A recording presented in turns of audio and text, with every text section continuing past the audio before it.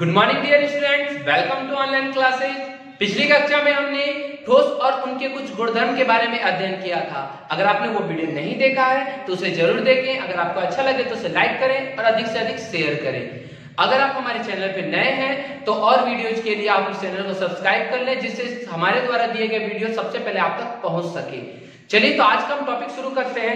जो आज का मेरा टॉपिक है वो है अवयवी कणों की व्यवस्था के आधार पर ठोसों के प्रकार। मतलब हम जानते हैं ठोस में कुछ ना कुछ अवयवी कण पाए जाते हैं। जैसे कि हम लोगों ने पिछले क्लास में पढ़ा था कि ठोस जो होते हैं उनमें अवयवी कण जो गोल गोल गोल गोल इस तरह होते हैं, यही ना होते हैं अवयवी कण। इनकी व्यवस्था के आधार पर ठोसों को दो भागों में बांटा जाता है। पहला होता है क्रिस्टलीय ठोस, दूसरा होता है अक्रिस्टलीय ठोस। क्रिस्टलीय ठोस इंग्लिश में क्रिस्टलाइन सॉलिड एंड अक्रिस्टलीय ठोस को अमorphous सॉलिड कहा जाता है। देखते हैं इसकी परिभाषा।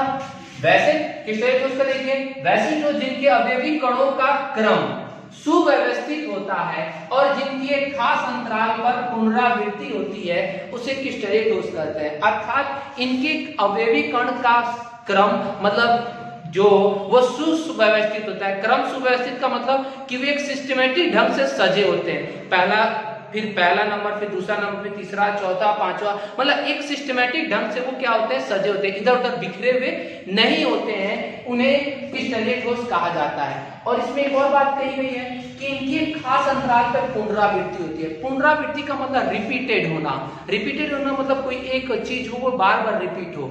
आइए हम इसके पहले उदाहरण देखते हैं। इसका एक उदाहरण है क्वार्टज। तो क्वार्टज को पहले देखते हैं। क्वार्टज की जो संरचना हमारे पास दी हुई है, इसमें आप देख रहे होंगे कि एक सिस्टमेटिक है। क्वार्टज में दो चीज होता है, एक होता है सिलिकॉन होता है और एक ऑक्सीजन होता है। सिलिकॉन जो है, मैंने यहाँ पर जो आप देख रहे होंगे रेड कलर का जो आपको दिखाई दे रहा है, रेड कलर का वो आपका सिलिकॉन है। और जो आपको ब्लैक कलर का दिखाई दे रहा है, छोटा छोटा एकदम देख रहे होंगे, आपकी किताब में ब्लू कलर से है, वह आपका जो है वो ऑक्सीजन है। ठीक है, तो आप देख रहे हैं सिलिकॉन ऑक्सीजन का जो यहाँ पे क्रम बना हुआ है, ये क्रम सुव्यवस्थित है। देखिए पहले यहाँ पर ऑक्सीजन, फिर silicon, oxygen silicon, oxygen silicon, oxygen silicon, oxygen silicon, मतलब ये क्रम बना हुआ है।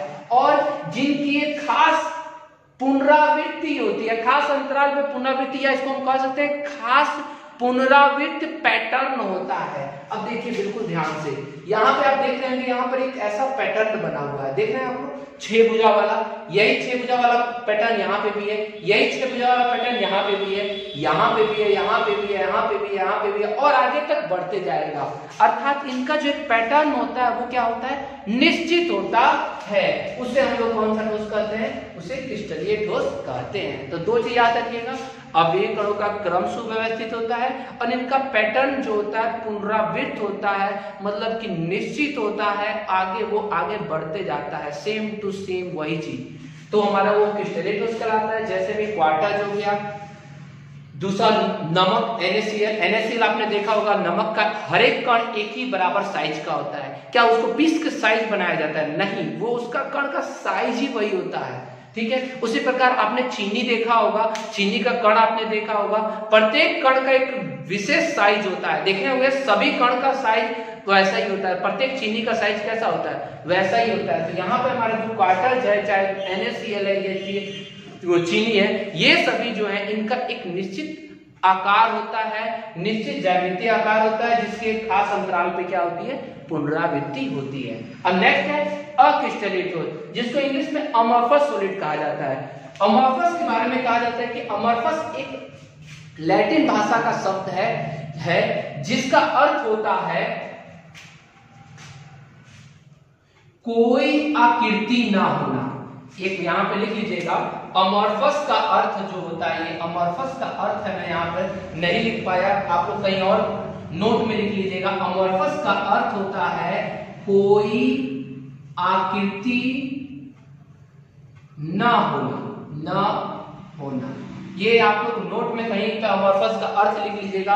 अमorphous एक लैटिन भाषा के शब्द से लिया गया है, जिसका अर्थ होता है कोई आकृति ना होना, मतलब कि इनकी जो होती है आकृति कोई भी निश्चित नहीं होती है। अब देखिए बिल्कुल ध्यान से, वैसे जो जिनके अवयवी कणों का क्रम सुव्यवस्थित नहीं होता है, मतलब यहाँ पर क्या कर रहा है, उसका क्रम जो है सिस्टमेटिक नहीं होता है, और जिनकी पुनरावृत्ति अल्प दूरियों तक होती है। मतलब अगर पुनरावृत्ति हो रही है, जैसे इसमें पुनरावृत्ति होती है, तो वह पुनरावृत्ति अल्प दूरी मतलब छोटी सी दूरी के लिए हो, थोड़े समय के लिए हो।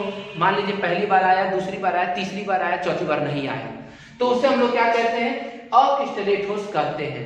जैसे अब चित्र यहाँ देखिए, आप लोग मैं कांच का चित्र बनाया हूं, आप किसी तरह कांच का चित्र बना सकते हैं, कैसा भी हो सकता है। मैं यहाँ पे आपको दर्शाना चाहता हूँ कि यहाँ पे त्रिभुजाकार आकृति है। क्या यहाँ त्रिभुजाकार है? नहीं है, चतुर्भुज है। यहाँ पर षटभुज है, यहाँ सप्तभुज है, यहाँ पे पंचभुज है, यहाँ पंचभुज है, यहाँ चतुर्भुज है। मतलब इस प्रकार से हम देख रहे हैं कि हर एक बार आकृति उसकी क्या हो रही है, चेंज हो रही है। मतलब कोई क्रम सुव्यवस्थित नहीं है और उसकी जो पुनरावृत्ति होती है वह थोड़ी दूरी के लिए होती है, उसे अक्रिस्टलीय ठोस कहते हैं। इन्हें अवास्तविक ठोस मतलब फाल्स सॉलिड मतलब झूठा ठोस, फाल्स सॉलिड मतलब अवास्तविक असत्य ठोस भी कहा जाता है, या pseudo solid, pseudo solid PSEUDO, P यहाँ साइलेंट है। सूडो सॉलिड मतलब कि मिथ्या सॉलिड, मिथ्या ठोस मतलब झूठा ठोस, झूठा झूठा झूठा मतलब वही फॉल्स वाला, ठीक है। तो झूठा सॉलिड भी कहा जाता है, जैसे कांच हो गया, प्लास्टिक हो गया और रबड़ हो गया। क्लियर है? ये दोनों आप लोग का क्रिस्टलीय और अक्रिस्टलीय ठोस यहाँ समाप्त होता है। इसके बाद हम दोनों का क्या करेंगे, डिफरेंस करेंगे कि दोनों में क्या क्या अंतर है, ठीक है। आप इसको नोट डाउन कर लीजिए, फिगर भी बना लीजिएगा इसको यहीं पर। चलिए अब नेक्स्ट देखते हैं क्रिस्टलीय ठोस और अक्रिस्टलीय ठोस में क्या अंतर है। ये बहुत ही इंपॉर्टेंट टॉपिक है जो आपके एग्जाम के व्यू से सबसे ज्यादा इंपॉर्टेंट है। इसमें से 1 मार्क्स क्वेश्चन ज्यादा उठेंगे, इसलिए आप इसको बिल्कुल अच्छे से देखेंगे। तो क्रिस्टलीय ठोस और अक्रिस्टलीय ठोस में क्या अंतर है, तो मैंने एक तरफ क्रिस्टलीय ठोस लिख दिया, एक तरफ अक्रिस्टलीय ठोस लिख दिया। चलिए क्रिस्टलीय ठोस को देखते हैं। ये निश्चित अभिलाक्षणिक ज्यामितीय आकार के होते हैं। मतलब इनका आकार क्या होता है, निश्चित होता है। ज्यामितीय आकार बिल्कुल एकदम निश्चित होता है। जैसे क्वार्टज के आपने चित्र में देखा था कि वो षटभुज था, सेम टू सेम आगे की ओर बढ़ते जा रहा था। ये असमाकृति आकार के होते हैं, मतलब कि इनका आकार समान नहीं होता है, सभी जगह समान नहीं होता है। जैसे कि कांच में आपने देखा था कि कांच में कभी त्रिभुज बना था, कभी चतुर्भुज, कभी पंचभुज, तो इसकी असमान आकृति के होते हैं और ये एक निश्चित आकृति के होते हैं, ठीक है। नेक्स्ट है, ये निश्चित एवं अभिलाक्षणिक ताप पर पिघलते हैं। मतलब कि इनका जो पिघलने का जो टेम्परेचर है, पिघलने का टेम्परेचर का मतलब कि इनका गलनांक निश्चित होता है और एक निश्चित टेम्परेचर पे ये पिघलना शुरू हो जाते हैं, परंतु ये ताप के परास में धीरे धीरे नरम पड़ते हैं। अगर दूसरी तरफ देखा जाए अक्रिस्टलीय ठोस में, तो अक्रिस्टलीय ठोस ताप के मतलब एक टेम्परेचर पर धीरे धीरे वो नरम पड़ते हैं, एक बैग वो नहीं पिघलते हैं, धीरे धीरे वो उनमें क्या होता है, नरम पड़ते हैं। और नरम पड़ने के कारण, इसी गुण के कारण उन्हें अतिशीतल द्रव भी कहा जाता है, जिसको आगे हम जानेंगे, ठीक है। तो वो ताप के परास में एक निश्चित टेम्परेचर से पहले ही ये धीरे धीरे नरम पड़ना शुरू हो जाते हैं, मतलब गलना शुरू हो जाते हैं। नेक्स्ट है, इनमें दीर्घ परासी व्यवस्था पाई जाती है। मतलब दीर्घ परासी का मतलब होता है लॉन्ग रेंज, मतलब कि इनमें जो हमने देखा था व्यवस्था जो थी, देखे थे आपने, जैसे षटभुज वाला व्यवस्था थी, वो षटभुज वाली व्यवस्था सेम टू सेम आगे की ओर बढ़ते जा रही थी और वो लॉन्ग टर्म के लिए बढ़ रही थी। तो इनमें दीर्घ परासी व्यवस्था पाई जाती है जो आगे बहुत आगे तक बढ़ते जाती है, और इनमें लघु परासी व्यवस्था पाई जाती है क्योंकि ये इनमें बिल्कुल कुछ समय के लिए ही दोबारा पैटर्न, पुनरावृत्त पैटर्न होता है। जैसे आपने देखा कि अगर कांच में ही देखा, अगर मान लीजिए कहीं त्रिभुज बन रहा है तो कुछ इसका पैटर्न दोबारा कहीं मिल जाए बाई चांस, मतलब ना के बराबर होता है। मतलब इनमें लघु परासी व्यवस्था पाई जाती है। उनका परास जो होता है बिल्कुल छोटा होता है और इनका परास क्या होता है, बिल्कुल बड़ा होता है। याद रखिएगा, परास का मतलब यहाँ पर वही पुनरावृत्त पैटर्न को कहा जाता है। नेक्स्ट है, ये विषमदैशिक प्रकृति के होते हैं और ये समदैशिक प्रकृति के होते हैं। ये दोनों है क्या, मैं इसका भी डिफिनेशन भी आप लोग को दे दूंगा, पहले यहाँ पे एक बार समझ लीजिए। विषमदैशिक और समदैशिक को समझने के लिए हम एक उदाहरण लेते हैं, नमक का उदाहरण लेते हैं। नमक आपने देखा है कि नमक जो होता है NaCl होता है, और कौन सा ठोस है, तो क्रिस्टलीय ठोस है, आपने पढ़ा था। तो नमक का उदाहरण लेते हैं, यहाँ पे Na ले लिया, फिर Cl, फिर Na यहाँ नहीं होगा, Na के बाद यहाँ क्या होगा, Cl होगा, फिर यहाँ Na होगा, फिर इसी तरह Na होगा, यहाँ Cl होगा, देख रहे हैं, इसी तरह फिर बढ़ते जा रहा है, देख रहे हैं। फिर और आगे बढ़ाया जाए इसको, यहाँ क्या हो जाएगा Cl हो जाएगा, यहाँ क्या हो जाएगा Na हो जाएगा, यहाँ क्या हो जाएगा Cl हो जाएगा। इस टाइप से और बढ़ाते चलते हैं NaCl Na, देख रहे हैं आप लोग। इस टाइप से इसकी आकृति जो है वो आगे बढ़ते जा रही है। अब प्रत्येक में ध्यान दीजिएगा। विषमदैशिक एन आइसोट्रोपिक और समदैशिक मतलब आइसोट्रोपिक, ये दोनों होता क्या है पहले मैं इसकी डेफिनेशन बोल देता हूँ। विषमदैशिक का मतलब होता है कि विषम मतलब समान ना होना, दैशिक मतलब दिशा, मतलब सभी दिशाओं से समान ना होना, उसको विषमदैशिक कहा जाता है। देखिए यहाँ पर आपने देखा कि यहाँ पर एक बना हुआ है ऐसे टाइप से नमक का बना हुआ है। अब देखिए बिल्कुल ध्यान से, यहाँ पर Cl है। अब मैं एक दिशा लेता हूँ यहाँ से ऐसे करके, इस दिशा में आपको क्या प्राप्त हो रहा है Cl प्राप्त हो रहा है। अब एक और दिशा लेता हूँ ऐसे करके, यहाँ आपको कैसे प्राप्त हो रहा है Cl Na। यहाँ आपको कैसे प्राप्त हो रहा है Cl Na। यहाँ आपको कैसे प्राप्त हो रहा है Cl। यहाँ आपको कैसे प्राप्त हो रहा है Na। मतलब कि इसके सभी दिशाओं का जो गुण होता है, भौतिक गुण, वो समान मतलब सभी दिशाएं इनकी क्या होती है समान नहीं होती है। मतलब सभी दिशाएं जब समान नहीं होगी तो सभी दिशाओं का भौतिक गुण भी क्या होता है समान नहीं होता है। इसीलिए इसे हम विषमदैशिक प्रकृति के कहते हैं। परंतु अगर यहाँ देखा जाए क्रिस्टलेट और क्रिस्टलेट ठोस में तो ये समदैशिक प्रकृति के होते हैं। मतलब इनके सभी दिशाओं की जो गुण होता है, भौतिक गुण होता है, सभी दिशाओं में एक समान पाया जाता है इनमें। जैसे आप कांच को ही ले लीजिए, कांच का अगर एक टुकड़ा को ले लीजिए, अब उस कांच के टुकड़े को दो भागों में बांट दीजिए, एक उधर बांट दीजिए इधर, दोनों का सेम वर्क रहेगा, इधर वाले का भी वही वर्क रहेगा, इधर वाले का भी वही वर्क रहेगा, क्योंकि सबका भौतिक गुण यहाँ समान रहा।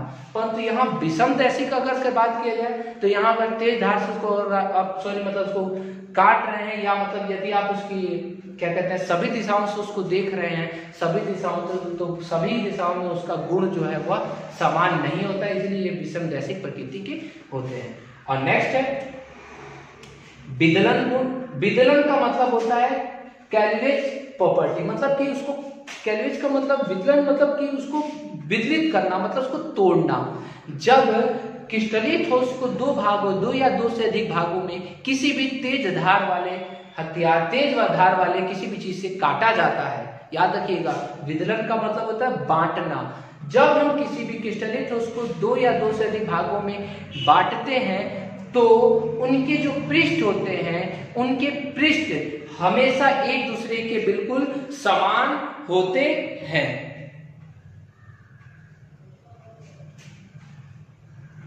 चलिए नेक्स्ट है विदलन गुण। विदलन गुण क्या है? तो विदलन गुण क्या है कि जब हम किसी भी क्रिस्टलीय ठोस को दो या दो से अधिक भागों में, तेज धार वाले से दो या दो से अधिक भागों में काटते हैं तो उससे हमें एक चिकनी सतह का निर्माण होता है, चिकनी सतह प्राप्त होती है उससे हम लोग क्या कहते हैं विदलन गुण कहते हैं। अब जैसे आपने देखा होगा चीनी,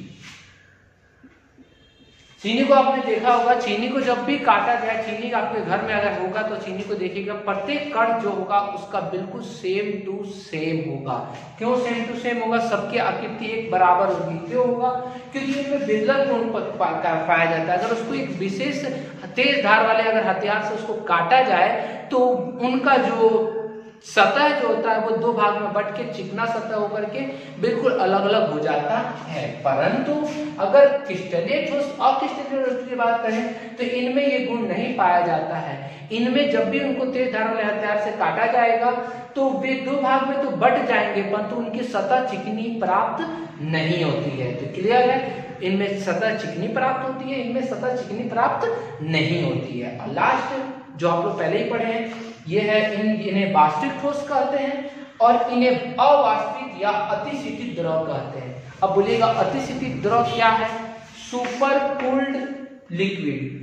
ये जनरली रूप से ये जो ठोस होते हैं, ये अक्रिस्टलीय ठोस जो होते हैं, ये जनरली रूप से ठोस नहीं होते, ये द्रव के रूप में होते हैं। परंतु इनको ठंडा कर दिया जाता है, सुपर कूल कर दिया जाता है, मतलब अति शीतित कर दिया जाता है। कुछ कम टेम्परेचर पे रख करके इनको एक बैग जमा दिया जाता है और इसी जमाने के कारण इनकी आकृति कैसी हो जाती है? ठोस रूप में हो जाती है। इसीलिए इसे हम अवाष्पित ठोस कहते हैं या अतिशीतित द्रव भी कहते हैं। इस प्रकार से हमारा क्रिस्टलीय और अक्रिस्टलीय ठोस क्या होता है, समाप्त होता है। अब इसके बाद हम नेक्स्ट जो है इन सभी की जो परिभाषा है, जैसे विषमदैशिक और वास्तविक ठोस, इन सब की परिभाषा को, विषमदैशिक, समदैशिक, विदलन गुण और अतिशीतित द्रव की परिभाषा को देखेंगे।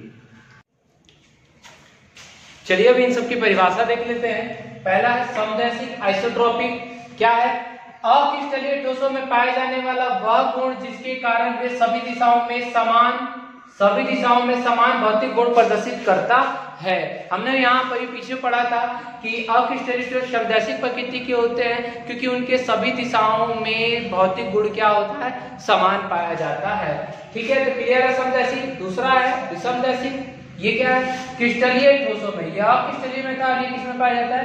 क्रिस्टलीय ठोसों में। याद रखिएगा परिभाषा में एकदम, क्रिस्टलीय ठोसों में पाए जाने वाला वह गुण जिसके कारण वह सभी दिशाओं में भिन्न भिन्न भौतिक गुण प्रदर्शित करता है, उसे विषमदैशिक कहते हैं। जैसे हमने उदाहरण किसका लिया था? NaCl का लिया था।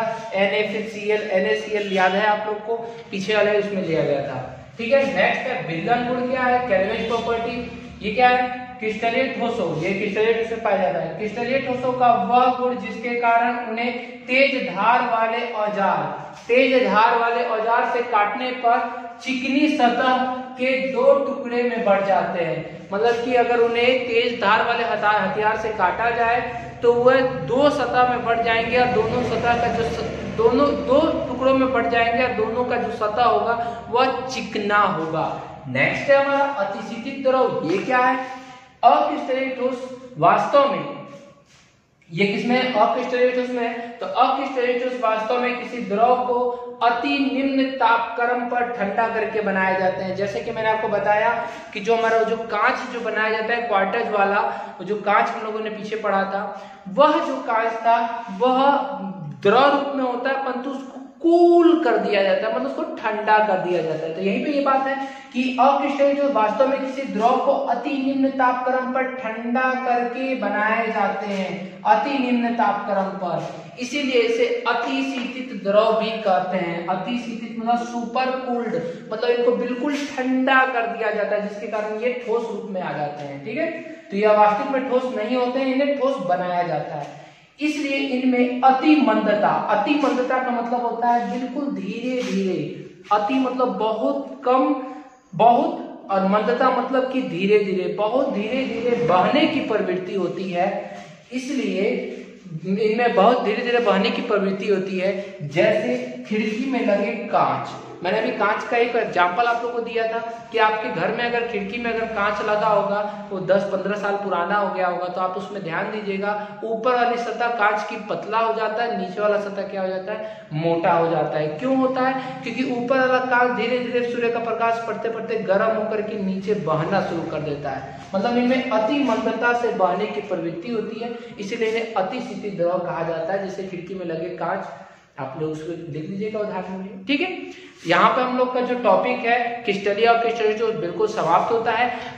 और अब नेक्स्ट में हम लोग केवल आपने पढ़ा होगा कि क्रिस्टलीय ठोस और अक्रिस्टलीय ठोस में बेहतर कौन है, तो क्रिस्टलीय ठोस है, क्योंकि अक्रिस्टलीय ठोस को तो वास्तविक ठोस नहीं कहा जाता है। इसलिए इसके बाद हम लोग जो पढ़ेंगे केवल क्रिस्टलीय ठोस के बारे में पढ़ेंगे, याद रखिएगा। इसके बाद जो भी टॉपिक होगा वो क्रिस्टलीय ठोस के बारे में होगा। तो नेक्स्ट में हम लोग क्रिस्टलीय ठोस के प्रकार पढ़ेंगे।